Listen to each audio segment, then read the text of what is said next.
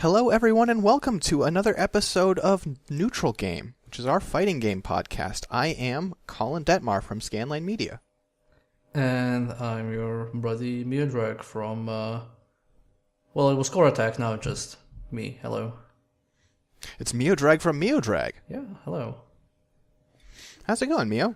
It's going alright. Getting excited for future fighting game releases, current fighting game releases, past fighting game releases. I don't want to tease too much, but by the time we record our next episode, I should have my hands on a copy of ARMS, which I'll be pretty excited to talk about. So that seems like a really interesting spin on our beloved genre. I'm looking forward to see whether they pull a Splatoon for fighting games. It's interesting. Yeah, like I heard some very good things out of the Test Punch, their multiplayer beta, but I did not get my hands on it myself. So we will see. But speaking of interesting spins, this week we're going to be talking about sort of two different subgenres within fighting games, and the first of them is the one that I probably know better, and the second is going to be the one that Mio is going to be more the authority on. And this first one is platform fighters. And if you're not familiar with that term, you will almost certainly be familiar with some of its examples. Most specifically, Super Smash Bros. Is sort of the sire of the genre, I suppose. And then two others that have been fairly big lately have been Brawlhalla and Rivals of Aether. This is a genre that's still taking off. You said you played a lot of Smash 64, right? Yeah, I played quite a bit of it with a friend, so it was mostly 1v1 matches, and then I played some casual Brawl, and I did play Melee with someone who was serious about Melee, and I promptly got defeated in those. But yeah, I do enjoy them. I'm not one of those people who considers them, how you call them, not party games, but non-fighting games, not real fighting games. I think they're pretty fine. Yeah, I think there's a tendency for fighting game enthusiasts to be slightly snobbish about the genre in a way that I don't really understand, you know? Yeah, it's weird to look at it that way because I think what most people consider a proper fighting game, quote unquote, is anything that has the Street Fighter 2 setup, as I call it, which is a timer, a health bar, and you're beating the guy until their health bar reaches 0, and that's that. And that's really weird because if you look at fighting games before Street Fighter 2, they were just completely all over the place. There's a very good article on the website Hardcore Gaming 101, which is specifically about pre-Street Fighter fighting games, and there's a lot of stuff there. There's stuff that follows karate tournament rules. There's stuff that just has a combo but is also an arena fighter, and just various weird things. And it was a bit more varied. And then after Street Fighter 2 came out, everything just stayed within that formula. And it took a while until something noteworthy came up, like Smash, to offer something refreshing. But yeah, it's weird that all of a sudden we're not counting them as fighting games. But I think that's changing with time. Yeah, I think I don't want to dwell on this too much, but if you think about as a comparison, in the first-person shooter genre, we had a long time of a lot of different first-person shooters that were very good. And then Halo came out and kind of redefined our expectations of shooters, and for a while, nearly every shooter was chasing Halo, and then they started to branch out again. And I think fighting games had a sort of similar arc, with the differences that before Street Fighter 2, frankly, they weren't very good. Yeah, that's true. And that's part of the problem, is that FPS has branched back out more quickly because it was people were like, well, I remember these old games that were good that did things differently. And with fighting games, it's like, no, Street Fighter 2 was the first game for a lot of people that they were like, oh, fighting games don't have to suck. And so that sort of was gospel for so long. And for some people still is. But we are starting to think outside the box a little more with the genre. I believe that the original Fatal Fury came out before Street Fighter 2, but it was that was the closest you would get to a proper fighting game before Street Fighter 2. Even Street Fighter 1 was complete garbage. Yeah, I think you're right. The Fatal Fury. I have Fatal Fury 1. That game is fucking weird. It is. It's very weird. Well, anyway, platform fighters. So, the sort of the staples of the platform fighter genre, what makes a game a platform fighter is like a lot of genres, it's not like necessarily a thing you can nail down 100% because, you know, genres are weird. But in general, they're games that don't do life bars. Instead, they do sort of a knockback-based system where dealing damage makes an opponent take more knockback from moves, and the goal is to knock them off the stage, usually into what's called a blast zone, which is sort of an area off the screen or at the edge of the screen where they will die. You try to kill them a certain number of times, and to sort of facilitate these mechanics, you usually have larger stages that have some like platforming elements because, you know, to make the knockback more interesting, you don't just always want to be on a flat plane. You want to have more layers, literally, to the stage. And you also have some really interesting systems as far as combos, because, you know, in fighting games, if you do a combo, like if you do a corner combo with Hakumen, unless something goes weird, the same combo is going to work pretty much every time. And in platform fighters, because knockback varies so greatly based on how much you've hurt your opponent, combos are more an improv thing. Like, you have certain rules, you have certain things where you're like, I know how much knockback this does, and I can usually chain this into this. But combos are a lot more reacting to the situation and how you're knocking a person away for follow-up. It's very much a juggle, but when you say a juggle in the standard fighting game, that's just, you know, hitting someone until they fall to the ground. It's essentially just like a combo, like most famously Tekken juggles. But from what I remember in Smash at least, like, juggles are actually that. You skyrocket a person, and then depending on, you know, how much they've already taken damage, they have a certain amount of hit stun. So they'll fly for quite a while, and then you run forward and try to catch them as they're falling to hit them again. Right. It's actually literally like real juggling. You are, like, the ball doesn't come down in the same place, and you are reacting in real time to try and keep it in the air. And that's complicated by most of these games having a mechanic called directional influence, or DI, which means that when you are suffering knockback, you can influence the direction of the knockback. Like, if you're getting knocked away, you can arc it a bit up or a bit down, or lessen it or increase it through your stick to make yourself harder to combo, or to make a lethal blow less lethal, or to land in a more safe place. There are a lot of uses. Man, I'm learning a lot today. I didn't know any of these terms. Oh, yeah. Yeah. Oh, yeah. I'm here to help. And the other thing is that they tend to have a lot more... they have very different controls, and they tend to be more simple when you're doing the basic actions. We'll get into it, but the complicated mechanics in these games, at least generally, are as hard to do as anything in a normal fighting game, right?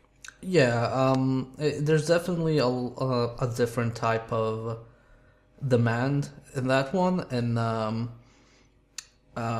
in your standard issue fighting game, a lot of it is, you know, the same combo, and it's kind of grabbing the exact frame and executing a series of moves under a lot of pressure. Whereas in Smash and like similar games, it's more about like a proper estimate. Like, it's kind of like throwing a grenade in a first-person game. You're kind of trying to figure out where the arc is, and, you know, when you figure out how to throw grenades in a like FPS, that's really tough to learn, but it's very powerful. So it's kind of like that. It's demanding in the sense of a lot of situational awareness and just executing things at the right time rather than a series of things frequently. Mm-hmm. Yeah, totally. I think you're right on the money. That it's a whole lot of the game feels a lot more dynamic, and knowledge that you get is sort of how to use your tools, but you rarely get a chance to enter autopilot in these games. just knocking out your combo or whatever the case may be. It is interesting that like one of the things that as we mentioned, there are like different like large stages with different like platforming type mechanics.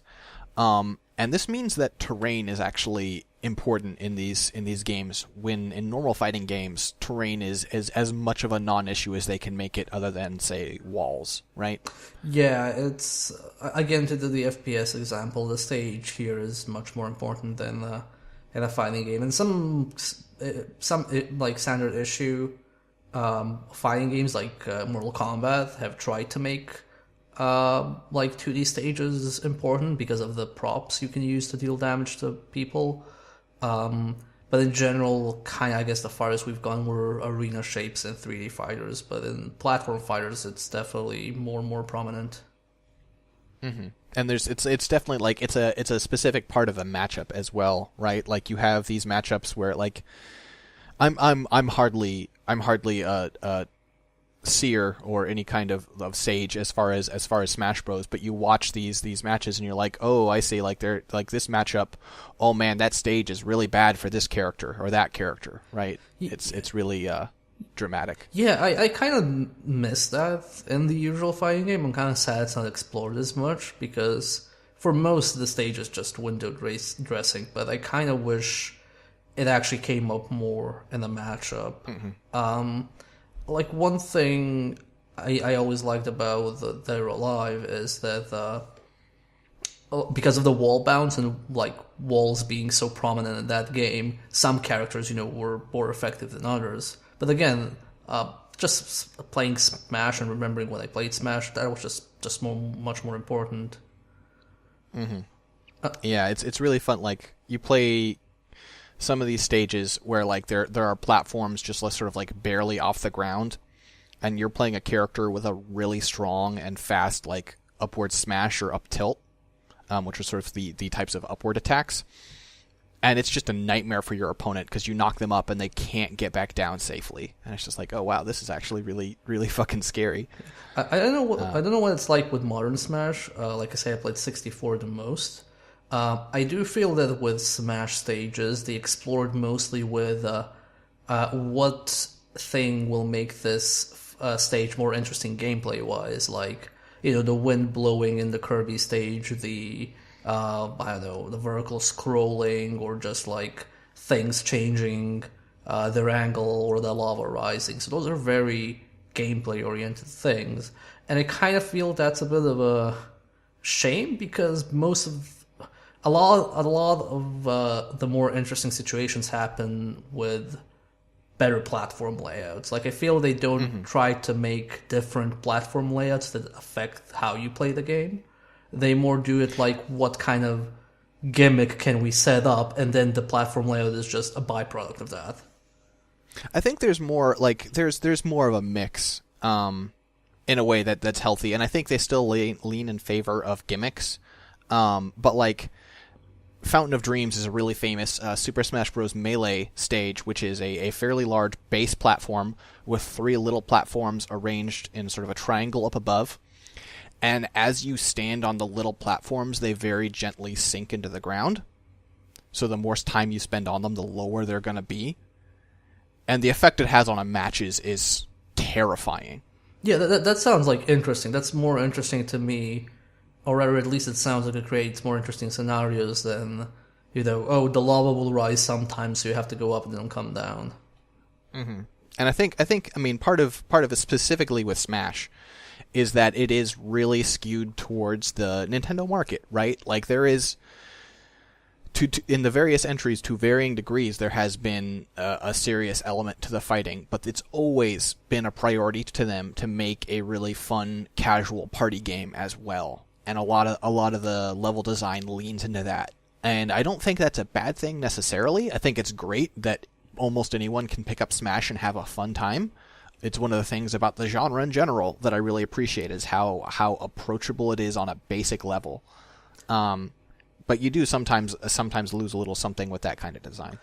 It's true, and I think it's just a part of Nintendo's design philosophy overall. I mean, if you look at their single-player games, they're all very approachable, and then you have Mario Kart, which is racing, and it's very approachable. But because fighting games are a bit weird, like you're not gonna have people who play racing games on a tournament level complain about Mario Kart, because those people aren't necessarily gonna be attracted to Mario Kart.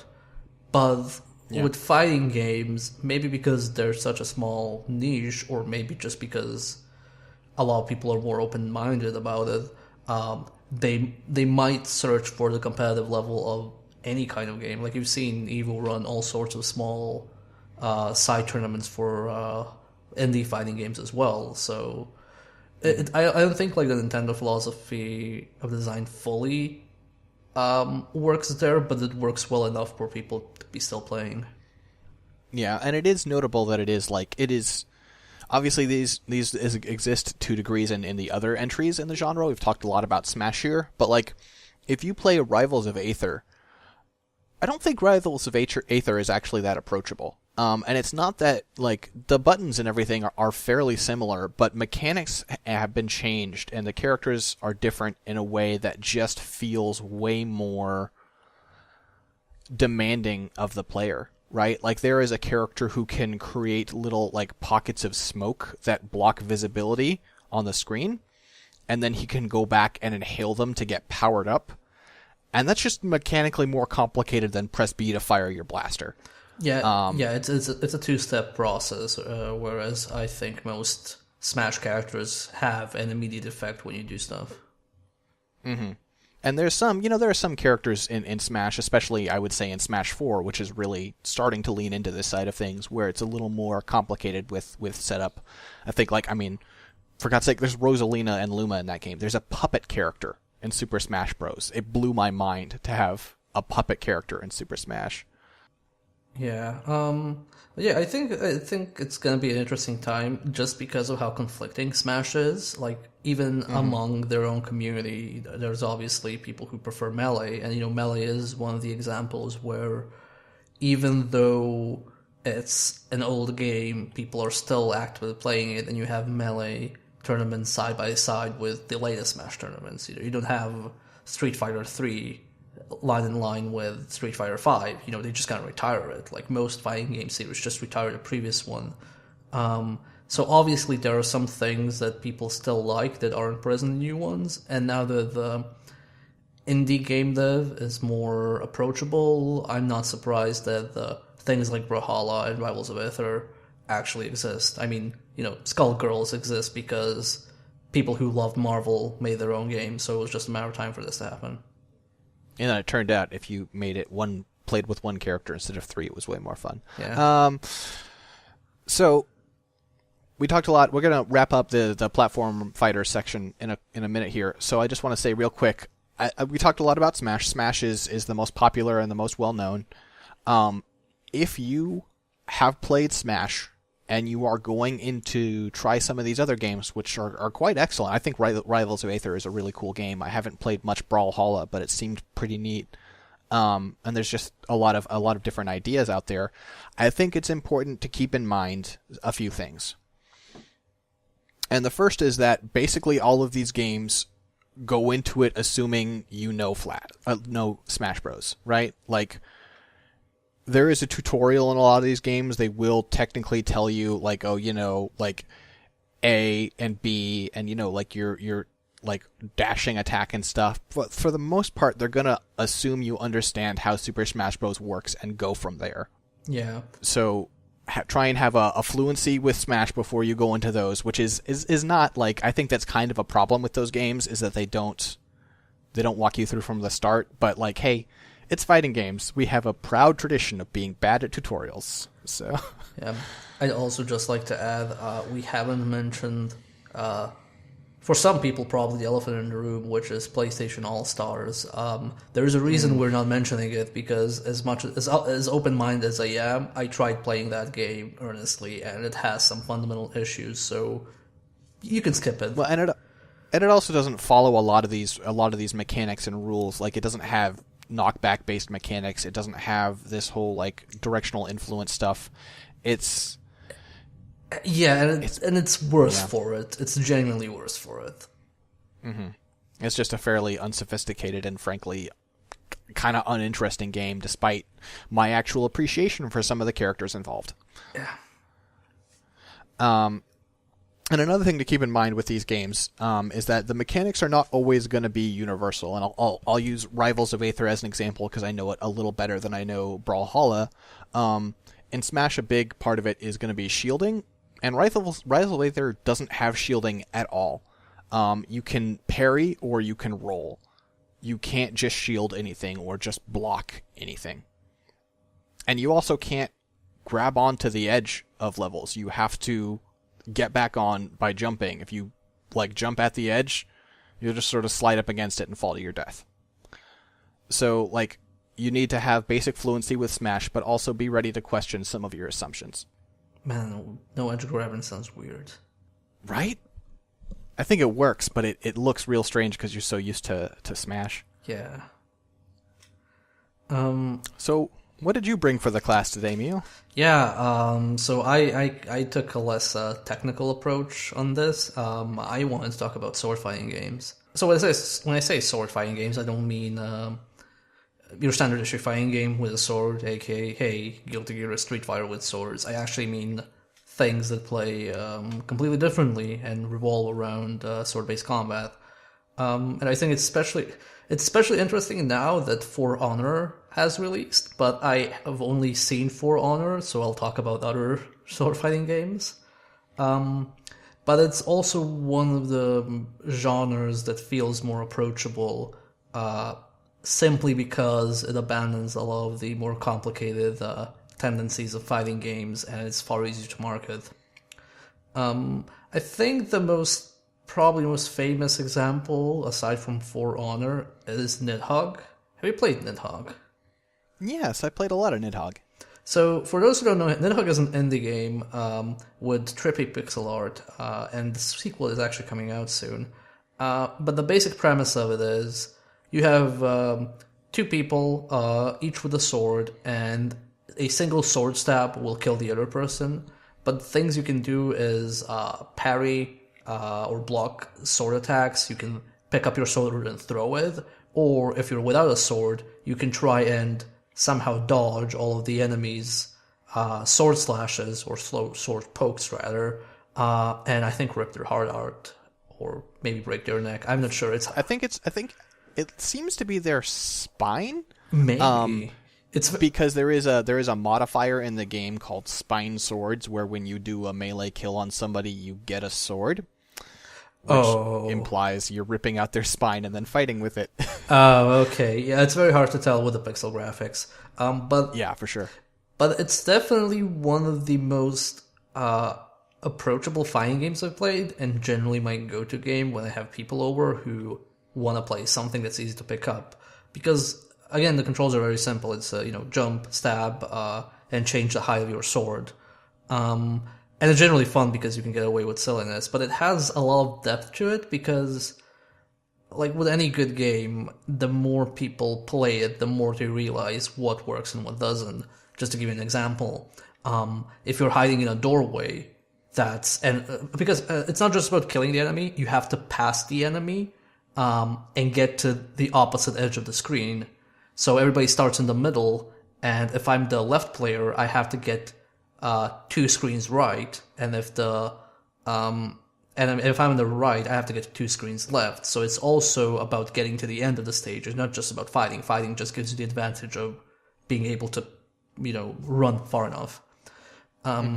So there's a lot of depth to it because, you can hide in a doorway, and then your opponent has to fight you. They can't jump over you. Or you can try and fake someone out and basically hit them as they're running away with a sword, just throw it at them. So in that sense, it has simple inputs, but strategies at work become apparent the more time you spend with it. I'd say that's the most famous example, but there also have been a few other attempts which more or less have a niche status from what I know. There's also Bushido Blade, which I like to think people know of, but I think it's fairly unknown. Have you heard of it? Yeah, I've got a copy, but I think you're right that it's one of those games that like the people who know it like just sort of like, oh yeah, no, of course, Bushido Blade, and then like everyone else has no idea. Yeah, so Bushido Blade is a PlayStation 1 game, and as the name implies, it's a samurai fighting game. The difference about Bushido Blade is that it's very atmospheric and real world logic based kinda. So you pick your fighter, and each person has a different, body frame and size, and then you pick a weapon, which can be anything from a short sword or a rapier to a katana or a sledgehammer. And then you're literally just thrown into the match. Like there's no health bars, there's no timer, nothing. It's just you in this, bamboo forest or this seaside battle. And what happens is if you hit someone in the head with a sword, they will die. That's it. If you hit someone in the arm, that arm won't be usable. So if you break someone's arm and they're wielding a two-handed weapon, their swings are going to be poorer. If you hit someone's leg, they have to move around with only one functioning leg. If you hit both legs, they have to crawl, I think. Mm-hmm. So it's very... it doesn't have any like UI to tell you these things, but because of the way it works, the matches are very quick or very long. Like you can spend around literally 10 minutes trying to get an opening against a careful opponent, or the round can just be over within 2 seconds. And again, I think that makes it very approachable, mostly because it's a very low investment thing, and also because when you have something that's like an instant kill like that, even when you're losing, like if you have most of your limbs hurt, you still know, like, I just need one good hit and I can win this. Mm-hmm. I think it's Bushido Blade 1 and 2. There were two entries in the series, and I think for the most part, like if you spend a lot of time with Bushido Blade, you're probably going to end up finding it a bit wanting. The idea was maybe a little underdeveloped, but it's because it's got some balance issues and it could use some more iteration. But it's definitely a cool and different thing, and you probably will enjoy some time with it. Yeah, and one game that kind of felt a lot like Bushido Blade to me, but it was actually more Jedi Knight multiplayer, was Blade Symphony. Have I finally reached a game that you haven't heard, or did you hear of that too? I have heard of it, but I have not played it or seen it played. It's a very tragic story, because it's a very good game in my opinion, but being a multiplayer-only game and being an indie game, you have a lot of work to build a community, and I don't think it managed to do that. But I think it illustrates a interesting point of how an online Bushido Blade would have been very good, because of how like sword fighting games work. I feel they're very networking friendly, because it's kind of easier to deal with online latency when you have a sword swing rather than when you have something as precise as a punch or a kick, or just combos in general. And Blade Symphony is basically a Source game of all things, so it's made in the same engine as Counter-Strike, Team Fortress, Half-Life, and Dota, yeah. So you can already see the like online play parallels. And how Blade Symphony works is it feels a lot like dueling in an MMO. Because how I play it the most is I would go on a server, and the entire server is this massive dojo. And you just have people hanging around the lobby, chatting and whatnot, and then you can just go to someone and challenge them to a duel. And then the entire dojo is your arena. Like, you can run around upstairs, jump off of buildings, try and use the terrain to your advantage. And then different swords gave you different options, and different characters, I believe, gave you slightly different options as well. Because how it worked was you have 3 bars at the bottom, which is your light, medium, and heavy moves. And how it would go is you do, for example, a light move, and you can turn that move into any of the other stances as long as you have a long enough bar. So if a character had like 2 heavy, 3 medium, and 2 light, you could move from light to medium and to medium again, but not from light to medium to heavy because you already passed the second point of the heavy bar. So it was a little bit complex to explain, but they had a good UI, so it was very clear when you were hopping between stances. And then they added obviously a lot of unique things to each blade, like you could block with some blades, you could parry with other blades, and just various little things. And I feel it played really well. I don't know what online activity is like now, but definitely if you're playing with someone exclusively online and you want something accessible, I still believe you can find servers to just, play one-on-one with each other. Mm-hmm. So I checked real quick on Steam, and I have 2 updates for you. One is that it seems like, from its page and reviews, that the online status of it is not very good, but there are some, I can't tell if this is news or just rumor, but people are saying it's going to go free to play soon, which would do wonders for its community. Yeah. And the other thing is that apparently I've owned this game for a year and a half. I had no idea. Yeah, it's a pretty good game. I'm very sad it didn't take off because it was well made, but it emphasizes the importance of when you do these kind of things, you need a lot of as much community effort as you need development effort, I'd say. For sure.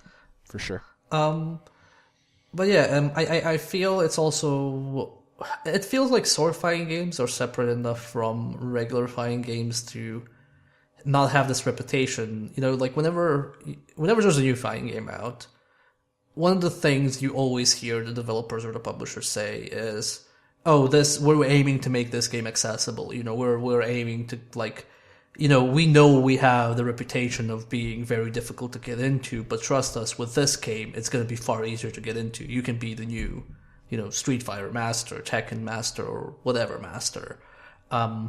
With these sword fighting games, they didn't have to do that for For Honor, for example. I mean, For Honor is, in my mind, a larger scale online fighting game, but they didn't have the trouble of marketing being to explain to people we're not too complex, because there was no expectation of it.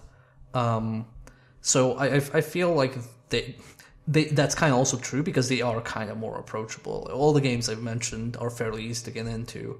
And from what I've seen of For Honor, it also seems like it's fairly easy to get into. I have friends who are both non-fighting game fans and fighting game fans who have tried and enjoyed playing it, despite some of its weird technical issues. Mm-hmm.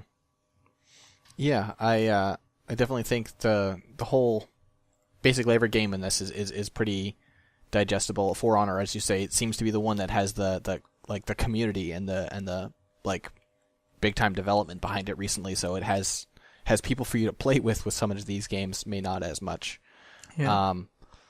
But yeah, it's all very digestible. I think For Honor starts to go into territory that is more like third-person mass multiplayer. You start to head into Mount and Blade territory with that game to an extent. I don't know. I haven't played it. Yeah, to an extent. I'd say it's very hard to categorize it, and I'm sure some people wouldn't consider it a fighting game. But honestly, I think the fact that the delivery is large scale isn't that big of a deal. You still have 1v1 duels, and I am kind of in the mood for more fresher takes on the actual genre. I'm definitely sure that Ubisoft probably doesn't consider it a fighting game, because I remember the main reason, at least in one of the developer commentaries or interviews, that they said the main reason For Honor exists is because Game of Thrones was popular, and one person who suggested it was like, "Oh, okay, so now that Game of Thrones is popular, we can actually market this game." So I don't think they even consider it a fighting game at all, which is, fine. It's their game. They can consider it whatever they want. Yeah. But I do think it's something to possibly keep in mind, especially now with, it's not a sword fighting game, but now with Absolver coming out as well, which is a PvP/PvE MMO-ish brawler. It's a very weird thing, but I would definitely say, yeah, that's a fighting game. So I do think these are things to keep in mind, and who knows, maybe Capcom and one of their Days of Desperation will actually give us Street Fighter, where we actually walk around streets and fight people. Yeah, totally. So All right, I think that's it for this episode. For next episode, I think we'll both have new fighting games that we've played to talk about, right? Yes. So we've been talking a lot of stuff here, and now that we've talked the talk, it's time to, do the deed and actually try and put into practice all the advice we've given people on the podcast. So I'll be picking up Tekken, and if you're a regular listener, you know that I am really bad at Tekken. Like, that is, with Soul Calibur, my single worst fighting game. So I'm gonna try and apply everything we talked about and try and learn Tekken for a month. Mm-hmm. And so I'll be picking up ARMS, which is going to be interesting because it's not just how do these techniques apply to a new fighting game, but also possibly a new type of fighting game. I don't know. It's going to be interesting. Yeah, it should be an exciting episode. Yeah, you're going to be dealing with extremely fresh things for everyone. I'll be dealing like climbing up a pit that everybody has already gone through like 10 years ago. Oh, Mio, it will be extremely fresh. Have you seen those outfits? I mean, if I can put a hat on the bear, I'll be happy. Sounds good to me. Yeah. All right, folks. I think that's it for us here at Neutral Game. I don't, what do we do for outro stuff? I forget. So, if you've enjoyed the show, please give us an iTunes review, because that helps with the show's visibility. Or if you don't use iTunes, leave a comment or like or tell your friends. You don't have to do any of this. Just tell someone you know likes fighting games, hey, this is okay. Maybe you should listen to it. If you have any questions, feel free to drop them in the comment section or just tweet at us. I am at MDKII, that's MDK Roman 2 on Twitter. I am at 6264. That's words. So SIXFOUR I did that backwards. You did it backwards. I did 6462. Well, listen, it's not important anyway.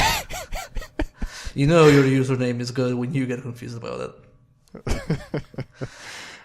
But yeah, thank you for listening, folks, and we'll see you all next month. Peace out.